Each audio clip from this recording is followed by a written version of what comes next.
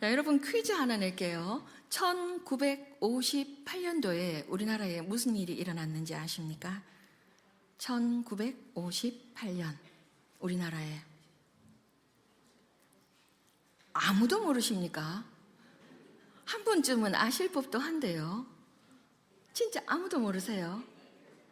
58년 개띠가 태어났습니다.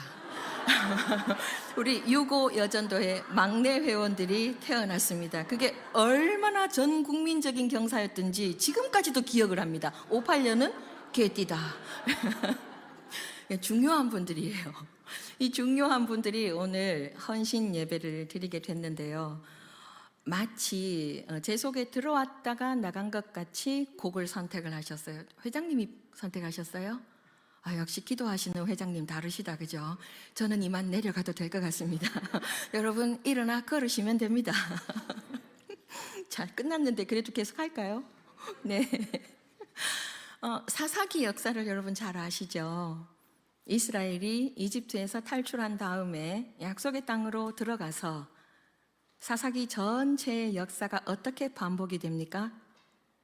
하나님 앞에 불순종해가지고 한 대 맞고 다시 돌아와서 순종하다가 언제 그랬느냐는 듯이 또다시 불순종하고 한 대 맞고 돌아와서 순종하는 척하다가 또다시 이게 무한 반복되는 게 사사기 역사예요. 그 이유가 뭐라고 합니까? 그때 그들에게 왕이 없었기 때문에 사람마다 자기 소견에 오른 대로 행했다, 이렇게 성경은 기록하고 있어요. 이 사사기에 많은 사사들이 등장을 하는데요. 여러분 그 중에 어떤 사사가 제일 마음에 드십니까? 너무 편파적인 질문이죠. 그러면 다른 사사는 제쳐두고요. 여러분 사사 삼손에 대해서 어떻게 생각하십니까? 삼손만큼 평이 극과 극을 달리는 사사도 잘 없어요. 어떤 사람은 이렇게 말합니다. 사명 받아놓고 여자에 미친 놈. 네, 비속어를 쓰는 것을 용서해 주십시오. 사명 받아놓고 여자에 미친 놈, 이렇게 표현하고요. 또 어떤 사람은 그 반대편 극단으로 가서 아니다, 삼손이야말로 작은 예수님처럼 살았다, 이렇게까지 극과 극을 달리는 다른 평가가 사사 삼손에게 붙어 있어요. 여러분 어떻게 생각하십니까? 여자 밝히는 미친놈입니까? 어떤 사람입니까, 이 사람? 사사 삼손의 시대에 이 삼손에 대한 기사가 13장부터 16장까지 무려 4장에 걸쳐서 나와 있거든요. 사사 삼손의 시대에 블레셋 사람에게 무려 40년 동안 억압받고 있었다고 기록을 합니다. 얼마 동안을요? 40년 동안을요. 그때 평균 수명이 지금처럼 길지 않잖아요. 40년 정도 억압받았으면 날 때부터 죽을 때까지 억압받았다고 봐도 좋을 정도예요. 평균 수명만 따지면. 근데 그렇게 긴 세월 동안 억압을 받았는데 희한하게도 여호와께 부르짖었다는 기록이 없어요. 다른 때는 보면 40년까지 억압을 받지 않았어도 여호와께 부르짖었다 하고 사사기에 자주 등장하거든요. 근데 이 시대에는 어떻게 된 게 40년 동안을 억압을 받으면서도 부르짖었다는 기록이 없어요. 그런 때에 단 지파에 속한 마노아라고 하는 이 사람의 가정에 하나님이 찾아오십니다. 아빠 이름이 먼저 나왔죠. 마노아. 마노아의 아들로 삼손이 태어나는데 엄마는 이름이 등장하지 않아요. 마노아의 아내, 처음부터 끝까지 마노아의 아내로 등장합니다. 그 시절에 자녀를 낳지 못한다는 것은 여호와께 저주를 받았다고 그것과 동의어로 그렇게 쓰이던 시절이거든요. 근데 이 가정에 자녀가 없습니다. 자녀가 없는 이 가정에 하나님이 찾아오셔서 아이를 낳게 될 거라고 말씀하십니다. 성경에 탄생이 예언된 사람이 몇 사람 있어요. 예수님 말고요. 예수님은 특별하니까 빼놓고 신약에는 그 대표적인 인물이 세례 요한입니다. 세례 요한의 가정, 그 아버지 어머니가 오랜 불임으로 고통받던 가정인데 세례 요한의 아버지 사가랴에게 하나님이 아들 주겠다고 하셨는데 사가랴가 그걸 못 믿죠. 못 믿고 아이가 태어날 때까지 말을 못하고 삽니다. 그죠? 구약으로 가면 이삭처럼 그냥 명년 이맘때 아들이 태어날 거다 하고 간단하게 끝나는 사람도 있지만, 오늘 읽은 우리 본문의 주인공 삼손처럼 그 탄생만이 아니라 그 이후에 어떻게 살 것인지까지가 구체적으로 예언되어 있는 인물이 삼손이에요. 지금 우리 16장 펼쳐져 있잖아요. 조금만 더 앞으로 13장으로 한번 가보시겠습니다. 몇 장만 넘기시면 됩니다. 몇 장만 한번 넘겨보세요. 13장 다 찾으셨습니까?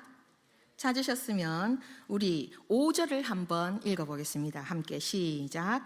보라, 내가 임신하여 아들을 낳으리니 그의 머리 위에 삭도를 대지 말라. 이 아이는 태에서 나옴으로부터 하나님께 바쳐진 나실인이 됨이라. 그가 블레셋 사람의 손에서 이스라엘을 구원하기 시작하리라 하시니. 아멘. 이게 얼마나 은혜로운 구절인지 감이 오십니까? 아까 40년을 핍박받으면서도 여호와께 부르짖었다는 기록이 없다고 했죠. 그러면 여호와께서도 그냥 내버려 두셔도 될 거 아니에요. 근데 지금 찾아오셔서 하시는 말씀이 뭡니까?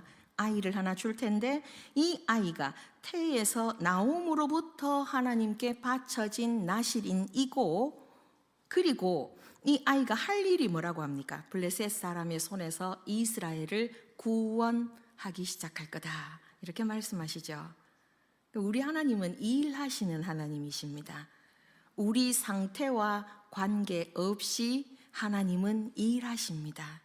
그래서 40년을 핍박받으면서도 부르짖을 줄 모르는 패배의식에 쩔어 있는 이 자기 백성에게 먼저 찾아오셔서 내가 아들을 하나 줄 텐데 이 아들을 통해서 너희를 구원할 거다 하고 약속하시는 거예요.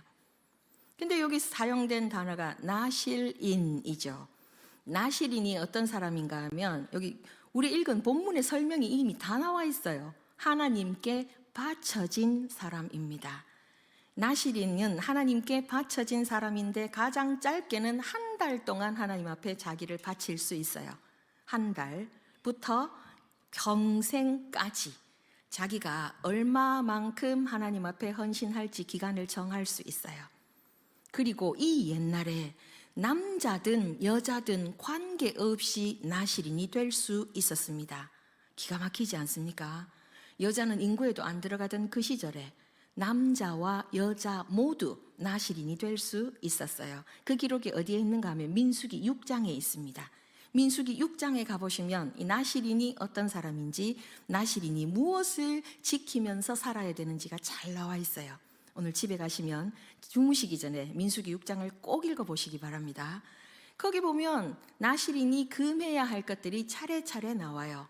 가장 먼저 금해야 하는 게 포도주와 독주입니다. 포도주와 독주. 우리 금방 이해가 되죠. 왜 금하셨는지. 여기 과거에 술 좀 드셔보신 분들이 제법 앉아 계시죠. 그죠? 더러는 지금도 몰래 드실지도 모르겠어요. 술을 그저 한 잔 드셨을 때와 많이 드셨을 때 다르다는 것을 몸으로 체험해 보신 분들이 많이 계시죠. 그러니까 왜 포도주와 독주를 금하는지는 금방 이해가 돼요. 근데 그 뒤에 보면 포도로 만든, 이 포도주로 만든 식초도 먹으면 안 돼요. 발사믹 식초 맛있는데 못 먹어요. 건포도도 안 돼요. 생포도 당연히 안 돼요. 그러면 포도는 안 먹지만 그래도 포도 씨앗은 먹으면 안 될까요? 안 돼요. 포도 씨유? 안 돼요. 포도 껍질은요? 안 돼요. 포도 피읍으로 시작만 해도 안 돼요. 왜 안 돼요? 그게 포도주의 원료잖아요. 시작부터 하지 마라. 그냥 아예 그쪽하고는 담 쌓고 살아라, 이거예요. 다 안 돼요. 그리고 두 번째 금하신 게 뭐냐 하면 시체를 만지지 말아라. 시체를 만지지 말아라. 하나님께 바쳐졌기 때문에. 그러면 시체를, 남의 시체는 안 만져도 부모 형제 시체는 만지면 안 될까요? 안 돼요. 부모 형제일지라도 만지면 안 돼요. 너무한 거 아니에요? 제사장은 부모 시체 만질 수 있거든요. 근데 나실인은 부모 시체도 못 만져요. 제사장보다 한 단계 더 높은 요구 조건이 나시린에게 붙었어요. 안 됩니다. 그리고 우리가 잘 아는 세 번째, 머리카락을 손대면 안 됩니다. 머리카락에 왜 손대면 안 됩니까? 그 머리카락을 손대지 않음으로써 내 머리 위에 계시는 하나님께 내 몸 전체를 바쳤다는 것을 상징해요. 내 몸이 바쳐진 몸이라는 것을 머리카락을 자르지 않는 것을 통해서 만천하에 공개하고 다니는 겁니다. 한번 상상을 해보십시오. 삼손은 모태에서부터 바쳐졌어요. 그러면 그 부모가 머리카락을 자르지 않고 키웁니다. 10년, 20년. 나이는 들어가는데 머리는 자를 수 없으니 얼마만큼 자랐을 것 같아요? 제법 길게 자랐겠죠. 그렇게 길게 자란 머리로 돌아다닐 때 삼손이 굳이 말하지 않아도 그를 만나는 모든 사람이 알아요. 저 사람 나시린. 그 머리에 하나님이 그렇게 받쳐진 표를 달고 살아라고 명령을 하셨어요. 그래서 이제 사사기 13장에서 삼손이 탄생하거든요. 탄생한 다음에 사사기 13장 끝에 마지막 절, 지금 아직 펼쳐져 있죠. 마지막 절 한번 보실까요? 25절입니다. 함께 시작. 소라와 에스타올 사이 마하네단에서 여호와의 영이 그를 움직이기 시작하셨더라. 아멘. 삼손이 어떻게 태어났는지에 대해서만 설명하고 갑자기 지금 중간과정 다 잘라먹고 여호와의 영이 움직이기 시작하셨다 하고 13장이 끝나요. 그리고 나서 14장에 가면 성인 삼손이 등장을 하거든요. 다 컸어. 다 컸으면 이 삼손도 남자인데 뭐가 눈에 들어올까요? 예쁜 여자가 눈에 들어옵니다. 여러분 남성 동지들만 한번 대답해 보세요. 20대 남자들의 이상형이 어떤 여자죠? 예쁜 여자. 30대 남성 동지들의 이상형은요? 예쁜 여자. 40대 남성 동지들의 이상형은요? 예쁜 여자. 50대 남성 동지들의 이상형은요? 예쁜 여자. 최진구 장로님 너무 크게 웃으셨어요. 60대 남성 동지들의 이상형은요? 예쁜 여자. 70대는요? 예쁜 여자. 80대는요? 예쁜 여자. 90대도 예쁜 여자. 100 예쁜 여자. 삼손도 남자. 딥나에 내려갔더니 예쁜 여자가 있어요. 쪼르르 달려와가지고 엄마 나 결혼할래요. 누구랑? 저 딥나에 갔더니 예쁜 여자가 있어요. 부모님이 지금 근심이 돼요. 안 돼. 왜요? 왜 블레셋 여자하고 결혼해? 이스라엘에 여자가 없어. 이스라엘에도 예쁜 여자 많아. 근데 이스라엘에 경건한 여자들 안 예뻐. 그래가지고 저 여자가 나는 더 좋아요. 근데 예나 지금이나 동양이나 서양이나 자식 이기는 부모 없어요. 그래서 결혼을 시키죠. 근데 이 결혼이 부모 마음에는 굉장히 안 들지만 그 결혼에 하나님이 개입하셨다고 성경은 기록하고 있습니다. 그 여자와의 결혼 관계를 통해서 하나님이 블레셋 사람들에게 이제 피해를 입히도록 삼손을 사용하기 시작하시거든요. 이 지금 짧은 시간에 다 얘기할 수 없으니까 집에 가서 꼭 읽어보세요. 그렇게 삼손을 통해서 블레셋을 징벌하기 시작하시는데 그 다음에 그 결혼이 잘못되고 깨어지고 무참하게 참혹한 일이 벌어진 후에 그 다음에 삼손이 어떤 일을 하는가 하면 가사에 가가지고 기생한테 들어갑니다. 진짜 왜 이럽니까? 여기까지만 딱 읽어보면 삼손 여자에 미친 놈 맞는 것 같아요. 그죠? 근데 그 동네 사람들이 자기 나라에 피해를 입히는 이 삼손이 왔다고 생각하니까 이제 너무 기쁜 거예요. 왜? 저놈이 잠들었을 때 우리가 찾아가서 죽이리라. 그랬는데 삼손이 어떤 일을 합니까? 한밤중에 벌떡 일어나서 성문에 문짝을 뜯고 문 설줄을 뜯고 다 뜯어가지고 그거를 어깨에 둘러매고 62km를 걸어가서 산꼭대기에 올려놔 버립니다. 뭐 이런 사람이 다 있습니까? 삼손의 특징이 뭐예요? 여호와의 영이 어떻게 임하십니까? 육체의 힘으로 임하셨습니다. 이런 경우는 전에도 없었고 후에도 없어요. 삼손이 유일무이합니다. 여호와의 영이 임하셨는데 육체의 힘으로 임하셔요. 얼마나 강력했든지 결혼식 갈 때 그 숨겨진 비화가 있죠. 포도원에 들렀는데 사자가 나와요. 그 젊은 사자를 그냥 맨손으로 찢어버립니다. 여러분 이거 흉내 내면 안 됩니다. 예, 젊은 사자를 맨손으로 찢어버릴 정도로 그 손에 그 몸에 힘이 넘쳐나요. 그래서 우리가 오늘날 사용하는 가방 브랜드 중에, 이거 광고 아니에요, 가방 브랜드 중에 삼손의 이름을 딴 브랜드가 있어요. 그건 뭔지 아십니까? 샘소나이트. 예, 진짜예요. 진짜 삼손의 이름을 따서 만든 브랜드예요. 그 정도로 이 사람은 육체의 힘으로 여호와의 영이 임하셨는데, 그렇게 문짝도 다 뜯어가지고 산꼭대기에 올려놔 버리니까 잡을 방법이 있습니까? 없습니까? 없습니다. 이 블레셋 사람들이 삼손을 죽이기 위해서 사용한 게 무엇이냐면 동족들을 사용해요. 동족들. 이 유다 지파가 삼손이 숨어있는 에단 바위로 찾아와서 우리가 당신을 블레셋 사람의 손에 넘기겠으니까 딴짓하지 말고 그냥 곱게 잡혀가십시오, 이렇게 부탁을 합니다. 그때 삼손이 뭐라고 말합니까? 좋아, 나 잡혀갈 테니까 너희들의 손으로 나를 치지는 마, 그거 하나는 약속해줘, 이렇게 얘기를 해요. 그리고 곱게 붙잡혀간 다음에 하는 일이 뭡니까? 나귀의 턱뼈 하나 가지고 블레셋 사람 1000명을 쳐 죽여버리죠. 여러분 이때 좀 이상한 거 못 느끼셨어요? 유다 지파 몇 명이 올라가서 삼손을 묶어다가 바쳤는지 아십니까? 3000명입니다. 3000명. 상식적으로 생각하면 유다 지파 3000명이 올라와서 삼손을 잡아다 바칠 게 아니라 블레셋 사람 1000명하고 싸워야 될 거 아니에요, 삼손하고 힘을 합해서. 근데 그렇게 하지 않아요. 왜 삼손을 잡아다 바칩니까? 그들 속에 뿌리 깊은 패배의식이 있는 거예요. 안 돼, 블레셋하고 싸우지 마. 저 사람들은 말이 안 통하는 사람들이고 힘이 센 사람들이고 지금까지 우리가 무려 40년 동안을 억압받고 살아왔는데 그냥 이대로 가, 말썽 없이 가자고. 그러면 좀 괴롭기는 해도 죽지는 않잖아. 이게 이스라엘 백성의 마음인 거예요.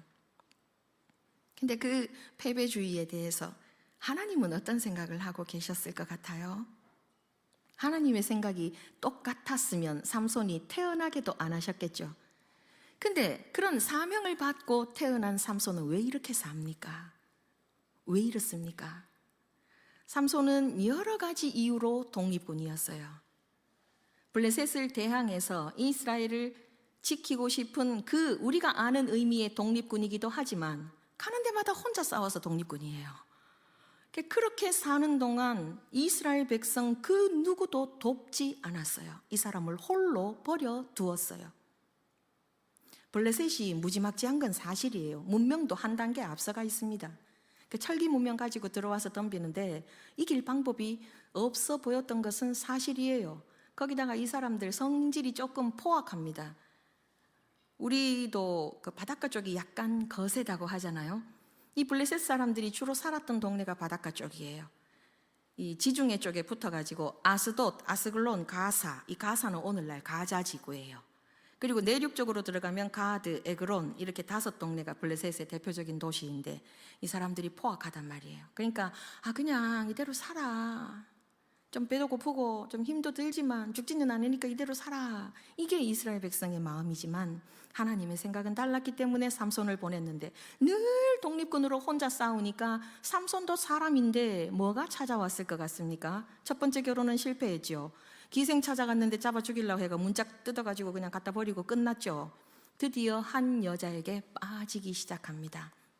그게 우리가 잘 아는 들릴라예요. 들릴라에게 빠져요.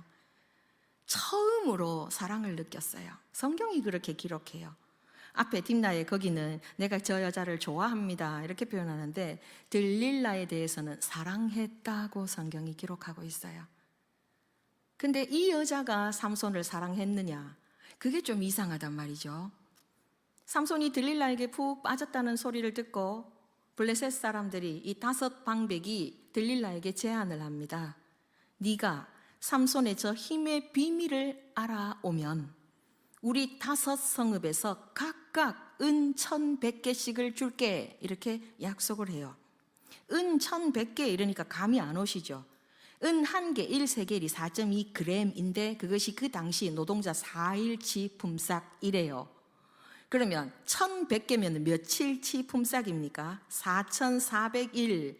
요거를 4,400일을 년으로 나누면 몇 년이 되는지 아십니까? 12년이 살짝 넘어요. 그게 5방백이 모였으면 몇 년입니까? 60년. 바꿔 말하면 들릴라에게 뭔 제안을 한 거예요? 너의 노후를 완전히 책임질게. 60년치 연봉 챙겨줄 테니까 삼손의 힘의 비밀을 알아와. 이 여자가 넘어갈까요? 안 넘어갈까요? 넘어가죠. 그래서 삼손에게 누가 들어도 이게 문제 있는 질문이라는 것을 알도록 질문합니다. 그죠? 당신의 힘의 비밀이 뭐예요, 삼손? 그러면 그래, 내가. 그리고 금방 나올 것 같지 않아요? 내가 사랑하는 여자가 묻습니다. 당신의 힘의 비밀이 뭐예요? 이제 가슴이 막 뛰기 시작해요. 이게 말을 해 말어. 거짓말을 몇 번 해요? 3번을 해요. 3번 거짓말을 하는 동안에 이 여자가 처음에 속고, 두 번째 속고, 세 번째 속고 하니까 열 받아요, 안 받아요? 받아요. 받아가지고 당신이 나를 사랑한다고 하는 거 다 거짓말이야. 당신의 마음 한 조각도 날개 없는 것을 내가 알겠어. 이렇게 삐졌어. 여자가 삐져가지고 울면 남자들은 또 어쩔 줄을 모르잖아요. 델릴라, 내가 잘못했어. 사실은 말이야 하고 다 털어놓게 되죠. 그 결과 어떻게 됩니까? 두 눈이 뽑히고 머리는 밀리고 쇠사슬에 묶여서 감옥에 들어가서 짐승이 돌리는 맷돌을 돌려요. 누가? 천하의 삼손이. 그가 어떤 사람인데요? 사자를 맨손으로 찢었던 상남자예요. 나귀 턱뼈 하나로 블레셋 군대 1000명을 때려 죽였던 남자 중에 남자예요. 그 남자가 지금 어떻게 됐다고요? 눈 뽑히고 머리 밀리고 쇠사슬에 묶여서 맷돌을 돌려요. 왜 이렇게 됐습니까? 왜? 대답해 봐요. 삼손이 아니라서 모릅니다 이러지 말고. 그의 마음을 빼앗겼기 때문이에요. 삼손이 어떤 사람이었습니까? 나실인. 뜻이 뭐라고요? 바쳐진 자. 누구에게? 그의 주인이신 하나님께. 근데 그 마음 100% 하나님께 바쳐져야 되는 그 마음 누구에게 바쳤다고요? 들릴라. 그랬더니 어떻게 됐어요? 가장 비참한 지경에 빠졌어요. 차라리 죽여달라고 말하고 싶어요. 그 비참한 자리에 빠져서 삼손이 뭐 했을 것 같습니까? 첫째, 울었겠죠. 둘째, 뭐 했을 것 같아요? 자기를 죽이고 싶었겠죠. 여러분 이런 경험 해본 적 없으시겠죠? 저는 있습니다. 어떤 분이 그러시더라고요. 자기 삶을 90%는 나눌 수 있는데 나머지 10%는 못 나눈대요. 흑역사라서. 저는 그분이 굉장히 위대하다고 생각합니다. 왜냐하면 저는 90%가 흑역사이기 때문에 10%밖에 못 나눕니다. 얼마나 자기를 용서할 수 없었을까요? 밤에 잠이 왔겠습니까? 이 원수들의 손에 내 두 눈이 뽑히고 죽게 바쳐져야 되는 내 몸이 저 원수들에게 조롱당하는 이 현실이 얼마나 기가 막혔겠어요. 그 가운데 어떤 기도를 했을 것 같습니까? 우리가 고난 중에 빠지면 누가 안 시켜도 잘하는 게 있어요. 회개 기도입니다. 아버지, 잘못했습니다. 바쳐진 인생인데 바치지 못하고 마음을 드려야 되는 대상을 구별하지 못하고 엉뚱한 데 내 마음을 쏟았더니 오늘날 내가 죽는 것보다 더한 자리에 이토록 비참한 지경에 내가 떨어졌습니다. 아버지, 잘못했습니다.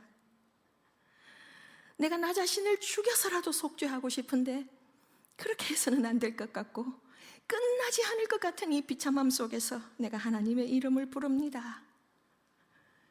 지금도 나를 버리지 않으셨다면 하나님, 내가 감히 하나님을 아버지라고 부릅니다. 나를 한 번만 돌아보아 주옵소서. 그렇게 기도했겠죠. 뭐가 있으신가 봐, 그죠? 근데 드디어 그 기회가 와요. 이 블레셋 사람들이 삼손을 잡아가지고 이렇게 종을 만들어 놓은 게 너무 기쁜 거예요. 우리 잘 알잖아요. 고대의 전쟁은 신들의 전쟁이에요. 그죠? 이긴 거는 뭐 때문에 이긴 거예요? 우리 신이 더 세서 이긴 거예요. 그죠? 그래서 이 사람들이 자기들이 이 삼손을 잡아다 놓은 이것을 기념하기 위해서 잔치를 엽니다. 이 5도시의 방백들이 다 모여요. 다 모여가지고 잔치하는 그 자리에 거기서 그냥 기뻐하고 끝냈으면 좋았을 것을 사람이 교만하면 끝 모르고 가게 되죠. 이 사람들이 그랬어요. 야, 이 자리에 삼손 불러. 삼손 불러와. 불러와서 뭐 하게요? 제주 부려봐. 여러분 같으면 이 상황 속에서 어떨 것 같으세요? 진짜 이제 뚜껑이 열리겠죠, 그죠? 삼손도 뚜껑이 열렸겠죠. 그래서 제주를 일단은 부립니다. 왜요? 지금 앞이 보이지 않는데 아무 데서나 덤빌 수는 없잖아요. 제주를 부리고 그 후에 어떻게 해요? 자기 손을 잡아 인도하는 아이에게 이 칩을 떠받치고 있는 기둥, 그 2개의 기둥으로 나를 인도하라 하고 그 기둥을 붙잡고 어떻게 기도합니까? 여호와여, 이번만 나로 강하게 하사 나의 2 눈을 뺀 블레셋의 원수를 단번에 갚게 하옵소서. 여호와여 하고 힘을 줬더니 어떻게 됐을까요? 머리카락 밀린 다음에 사라졌던 힘이 다시 돌아와서 그 2개의 기둥이 무너지고 그 안에 있던 사람들이 한꺼번에 몰살당하게 됩니다. 그게 오늘 읽은 본문이에요. 삼손이 죽을 때에 죽인 자 최소 3,000명 플러스 알파예요. 근데 살았을 때 죽인 자, 아까 나귀 턱뼈 하나 가지고 1,000명 죽였잖아요. 보다 더 많았다 하고 성경은 기록해요. 삼손의 인생을 통해서 우리가 몇 가지 기억해야 되는 게 있어요. 첫째는 신앙의 공동체성입니다. 아까 잠깐 말씀드렸죠. 혼자 독립군으로 그렇게 싸우고 다닐 때 왜 그 누구도 삼손과 함께 하지 않았을까요? 사사기 역사를 쭉 보시면 장군이었던 바락도 부하들을 데리고 전쟁에 나갔고 입다도 기드온도 다 함께 하는 사람들이 있었어요. 혼자 싸우지 않았어요. 근데 왜 삼손만큼은 그 누구도 함께 하지 않았을까요? 나름대로 이스라엘 백성들도 뭐 할 말은 있었겠죠. 저 삼손 하는 짓을 봐라, 함께 할 수 있겠나? 지 잘났다고, 지 힘 세다고 혼자 돌아다니는데 냅둬, 지 잘난 대로 살게, 이랬을지도 몰라요. 그렇지만 아무리 그가 그러하다 하여도 공동체 나머지 구성원들이 그를 버려두는 건 잘못하는 거예요. 여러분, 제가 첫 시간에도 말씀드렸잖아요. 여러분 앞에 처음 섰을 때에도 우리에게 필요한 것이 신앙의 공동체성입니다. 나와 관계없는 것 같은 이분, 옆에 얼굴 한번 보세요. 예쁜 얼굴 한 번씩 봐주세요. 그분이 나와 관계없는 게 아니에요. 신앙은 공동체성을 유지할 때 건강해집니다. 그리고 또 한 가지 우리가 기억해야 되는 게 신앙의 현재성이에요. 사람들이 2 눈을 뽑힌 이 삼손에게 무슨 말을 하고 싶었을까요? 그의 과거를 묻고 싶었겠죠. 정말 저거 사자 찢어 죽인 그놈 맞나 저거? 아, 내가 그 여자 쫓아다닐 때 알아봤다. 하나도 아니고 기생집에 가는 것도 내가 봤거든. 아, 쟤는 저럴만 해. 우리 이럴 수 있어요. 그죠? 사람은 그럴 수 있어요. 근데 하나님도 삼손에 대해서 그렇게 평가하실까요? 여러분, 신앙인의 명예의 전당이라고 불리는 성경의 한 장이 있죠. 그게 뭡니까? 히브리서 11장입니다. 거기 삼손의 이름이 나올까요? 안 나올까요? 나옵니다. 우리 하나님의 은혜는 2 눈이 뽑히고 머리 밀린 삼손에게도 임하여서 머리 밀린 후에 그의 머리카락이 다시 자라기 시작하니라 하고 굳이 안 써줘도 되는 이야기가 성경에 기록되어 있어요. 다시 자라기 시작했다는 것은 하나님의 은혜가 회복이 되기 시작했다는 거예요. 왜 그랬을까요? 아까 나실인의 지켜야 될 금령들 쭉 말씀드렸죠. 거기 보면 나실인이 어떤 이유로든지 부정한 것을 접촉했거나 하나님 앞에 온당치 못한 상태일 때는 어떻게 해야 되는가 하면 머리를 밀어야 돼요. 머리를 밀어요. 내가 만약 한 달을 하나님 앞에 헌신하기로 했는데 29일째 시체를 접했다. 그럼 머리 밀고 리셋, 다시 1일이에요. 그 이전에 29일 헌신한 거는요, 무효. 성경이 기록하고 있습니다. 무효. 그럼 다시 1일이거든요. 이 규정에 의하면 삼손은 언제부터 머리를 밀었어야 됐을까요? 그 이방인 여인에게 결혼하라고 간다고 포도원에 갔을 때 밀어야 돼요. 사자 찢어 죽이고 거기서 꿀 따갖고 먹었을 때 밀어야 돼요. 그 뒤에 기생한테 갔을 때 또 밀어야 돼요. 자꾸 밀어야 돼요. 평생 대머리로 살았어야 될지도 몰라요.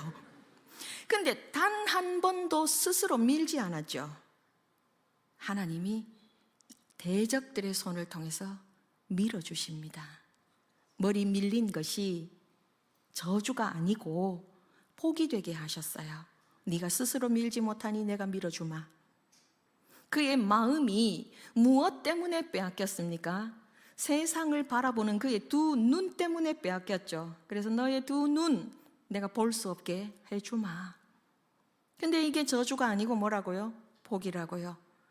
머리 밀린 후에야 비로소 하나님의 법에 관심을 제대로 가지게 되고, 두 눈이 뽑힌 후에야 비로소 예쁜 여자가 아니라 누구요? 하나님을 보게 된 거예요. 그렇게 하나님이 회복시키십니다. 그의 과거가 어떠했든지, 기생집을 갔든지 말았든지, 하지 말아야 될 결혼을 했든지 말았든지, 사자의 시체에서 꿀을 따 먹었든지 말았든지, 지나간 건 지나간 거예요. 어떻게 해요? 다시 시작해요. 우리가 스스로에 대해서도 가혹한 기준을 들이댈 때가 굉장히 많아요. 다른 사람에 대해서도 그럴 때가 많죠. 저 사람 옛날에 그랬대. 그래서 뭐? 그 과거예요. 우리가 믿음으로 살았어도 그거 과거예요. 나의 과거가 영광스러워도 지나갔고요, 나의 과거가 수치스러워도 지나갔어요. 하나님은 무엇을 보십니까? 나의 현재가 어떠한가를 보십니다. 나의 현재, 하나님 앞에서 지금 내 모습이 어떠한가? 나는 나의 두 눈, 육신의 눈을 가지고 세상을 쫓아가는 사람인가? 아니면 내 마음의 눈으로, 영의 눈으로 하나님을 보고 따라가는 사람인가? 내 마음을 내가 원하는 것에 빼앗긴 사람인가? 하나님이 명하신 것에 들이면서 사는 사람인가? 지금 나는 어떤 사람인가? 그것을 물으십니다. 그래서 이 신앙에는 공동체성과 동시에 현재성이 항상 함께 가야 그 공동체 전체도 건강해지고 공동체에 속한 개인도 건강해집니다.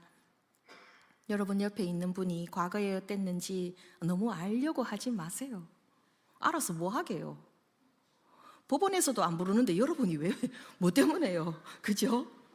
굳이 궁금해하지 마세요. 옛날에 술 먹고 돌아다니고 길에서 자던 괜찮아요. 지금 안 먹잖아요. 그죠? 지금은 집에 가서 자잖아요. 괜찮아요. 과거를 묻지 마세요. 뭐를 바라봐 주세요? 지금 현재를 바라봐 주세요.